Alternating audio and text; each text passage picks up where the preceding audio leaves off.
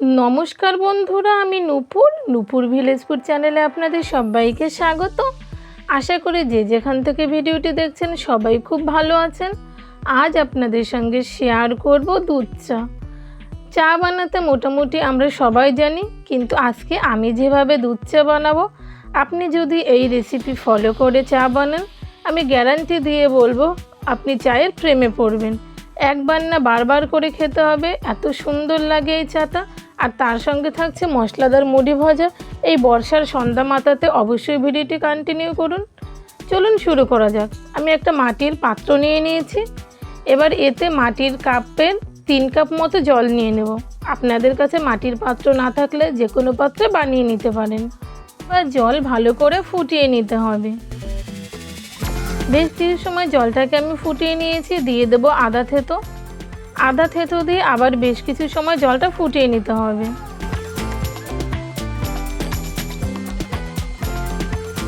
পাঁচটা এলাচ আমি ফেটিয়ে রেখেছি, দিয়ে দেব। এলাচটা দিয়ে আরও 4-5 মিনিট মতো ফুটিয়ে নিয়ে এইবার দিয়ে দিব আমি পরিমাণ মতো চিনিটাকে খুব সুন্দর করে ফুটিয়ে নেব। চায়ের জল যত বেশি জাল করবেন, চায়ের স্বাদ কিন্তু তত বেশি হবে।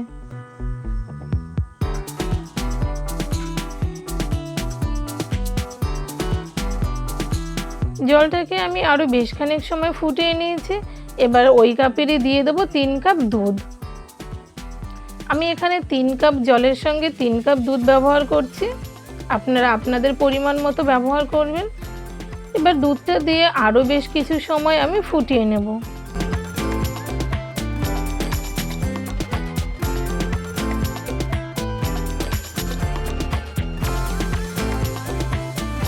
দুধ দিয়ে আমি আরও 3-4 মিনিট ফুটিয়ে নিয়েছি। এবার দিয়ে দেবো চায়ের পাতি দিয়ে আমি খুব বেশি সময় এটাকে ফোটাবো না, কারণ চায়ের পাতি দিয়ে বেশি সময় ফুটিয়ে নিলে চাটা একটু তেতো হয়ে যাবে। এটাকে আমি 2 মিনিট মতো ফুটিয়ে নিয়ে নামিয়ে নেব।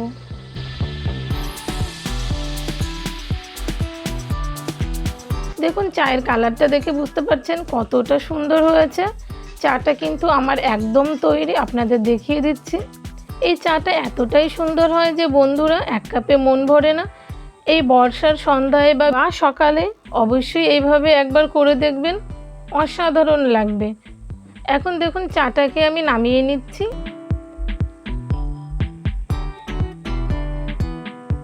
আপনারা কালারটা দেখেই হয়তো বুঝতে পারছেন কতটা সুন্দর হয়েছে। আর এটা খেতেও হয়েছিল অসাধারণ।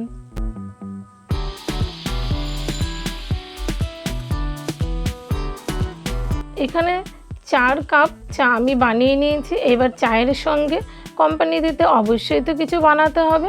তার জন্য আমি এখানে করব মশলাদার মুড়ি ভাজা। তার জন্য কড়াইতে দিয়ে দিচ্ছি কিছুটা তেলটাকে গরম করে নেব। খুবই সামান্য পরিমাণে তেল দেবেন, খুব বেশি তেল দেবেন না। তেলটাকে গরম করে নিয়ে আমি দিয়ে দিলাম 2 কোয়া রসুন কুচি করে রেখেছিলাম সেটা। এবার রসুন কুচিটাকে খুব সুন্দর করে ভেজে নেব। খুব সুন্দর করে ভেজে নিয়েছি। দিয়ে দেব একটা পেঁয়াজ কুচি আর 2টো কাঁচা লঙ্কা কুচি। পেঁয়াজ আর কাঁচা লঙ্কা কুচিটাকেও আমি খুব সুন্দর করে ভেজে নেব। এবার দিয়ে দেব সামান্য একটু লবণ আর সামান্য একটু হলুদ। খুব বেশি লবণ দেবেন না, সামান্য একটু দেবেন। এবার এটাকে আরও বেশ কিছু সময় ধরে ভেজে নেব। পেঁয়াজটাকে ভেজে নিয়েছি। দিয়ে দেব ছোটো বাটির 1 বাটি মুড়ি, আর দিয়ে দিলাম এখানে ভুজিয়া, দেব চানাচুর আর দেব বাদাম। এবার খুব সুন্দর করে মিশিয়ে নেব। গ্যাসের ফ্লেমটা কিন্তু একদম লো রেখে মুড়িটা ভাজবেন, নয়তো পুড়ে যাবে আর মুড়িটা কুড়মুড়ে হবে না।